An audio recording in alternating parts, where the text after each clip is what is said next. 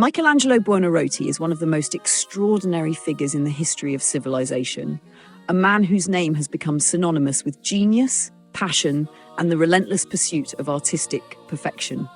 His life from birth to death spanned almost 90 years, a remarkable span in the Renaissance era, and in that time he created some of the most iconic works ever known to humankind.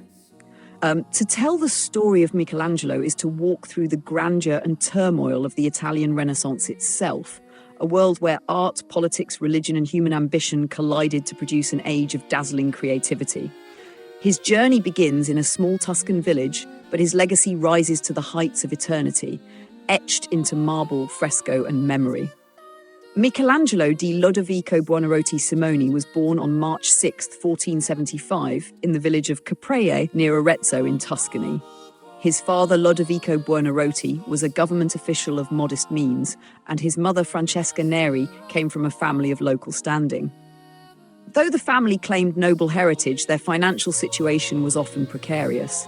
Shortly after Michelangelo's birth, the family moved back to Florence, the beating heart of Renaissance Italy. It was in Florence, with its thriving artistic community, guilds and patrons, that Michelangelo's destiny began to unfold. From an early age, Michelangelo displayed a fascination with art that worried his father, who wanted him to pursue a career in business or administration.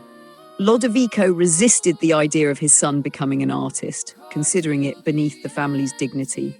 But the boy's passion could not be restrained.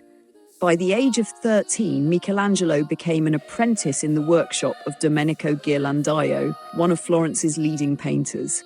Here he learned the basics of fresco painting, drawing, and composition. Yet painting, though it would later bring him immortal fame, was not his true calling. It was sculpture that set his soul on fire. Recognizing his extraordinary potential, Michelangelo was soon introduced to the powerful Medici family, rulers of Florence and patrons of the arts. In the Medici gardens, he studied classical statues and absorbed the philosophy of Neoplatonism, which exalted the pursuit of divine beauty through art. Lorenzo de' Medici, known as Lorenzo the Magnificent, welcomed him into his household and provided him with access to scholars, poets, and philosophers. This environment shaped his understanding of art as not only a craft, but as a means of touching the eternal.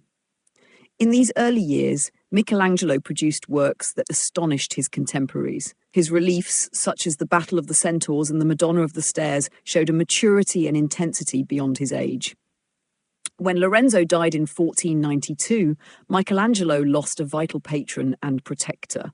Florence fell into political upheaval, dominated by the fiery preacher Savonarola, and Michelangelo left for Bologna and eventually Rome. Rome became a stage for his early triumphs. In 1498, he carved the Pietà for Cardinal Jean de Bellairs. This masterpiece, now housed in St. Peter's Basilica, depicts the Virgin Mary cradling the body of Christ after the crucifixion. Viewers were stunned by the serenity of Mary's face, the lifelike rendering of Christ's body, and the perfection of the marble. Michelangelo achieved what seemed impossible, making cold stone breathe with divine tenderness. The Pietà announced him as one of the greatest sculptors of his time, even though he was still in his early 20s. Returning to Florence in the early 16th century, Michelangelo was commissioned to complete a statue intended for the roofline of Florence Cathedral. The block of marble had been quarried decades earlier and was considered nearly unusable. Yet from this flawed stone, he carved the colossal David, unveiled in 1504. Standing more than 14 feet tall, David became a symbol of Florentine liberty, courage, and human potential. Unlike earlier depictions of the biblical hero, Michelangelo's David is not shown victorious, but poised in tense anticipation, embodying both physical perfection and psychological depth. The statue electrified Florence and secured Michelangelo's reputation as a master beyond compare. At the same time, Michelangelo's career became entangled in politics and rivalries. He was called to Rome by Pope Julius II, one of the most forceful pontiffs in history. Julius envisioned a monumental tomb that would rival the grandeur of the pharaohs, and Michelangelo was entrusted with its design. The project consumed him for decades, but political obstacles, papal priorities, and endless changes in plans kept the tomb from completion. The most famous element that did emerge from this commission was the statue of Moses, now in San Pietro in Vincoli in Rome, a figure of commanding presence with flowing beard and intense gaze. Yet it was not the tomb that defined Michelangelo's relationship with Pope Julius, but another project altogether. In 1508, Julius ordered him to paint the ceiling of the Sistine Chapel. Michelangelo protested, declaring himself a sculptor rather than a painter, but the Pope was insistent. Over the next 4 years, Michelangelo laboured on scaffolding high above the chapel floor, painting an epic cycle that spanned over 500 square metres. The frescoes depicted scenes from the Book of Genesis, from the creation of Adam to the story of Noah. The ceiling is a cosmos of human form, divine power, and artistic daring. When it was unveiled in 1512, the Sistine Chapel ceiling left viewers in awe. The image of God reaching out to touch the hand of Adam became one of the most iconic symbols in all of art history. The strain of the Sistine project left Michelangelo exhausted, yet he continued to receive commissions of staggering scale. Under successive popes, he was tasked with architecture, engineering, sculpture, and painting. His later works carried an intensity that reflected his own inner struggles with faith, mortality, and the meaning of art. In the 1530s, Pope Clement VII and later Pope Paul III ordered Michelangelo to paint the Last Judgment on the altar wall of the Sistine Chapel. This massive fresco, completed in 1541, depicts the second coming of Christ and the final separation of the blessed and the damned. Unlike the harmonious vision of the ceiling, the Last Judgment is turbulent, muscular, and overwhelming in its energy. Christ is shown as a stern judge, and the swirling mass of bodies conveys both terror and hope. The work provoked controversy for its nudity and intensity, but its power was undeniable. Michelangelo was also deeply engaged in architecture. In his later life, he became the chief architect of St. Peter's Basilica in Rome. He redesigned the Great Dome, giving it its commanding profile that still dominates the skyline of the city. His architectural vision combined classical balance with a monumental sense of grandeur. He also designed the Laurentian Library in Florence with its bold staircase and innovative use of space, showing that his genius extended beyond marble and paint. Despite his fame, Michelangelo was a man of complex personality. He was known for his fiery temper, his solitary habits, and his obsessive dedication to work. He lived simply, often neglecting food and comfort in favour of his art. His letters and poetry reveal a man of profound inner conflict, torn between spiritual aspirations and earthly passions. He wrote sonnets expressing his devotion to God, his yearning for beauty, and his struggles with the flesh. He formed close friendships, notably with the poet Vittoria Colonna, whose spiritual influence deepened his later works. His relationship with patrons was often stormy.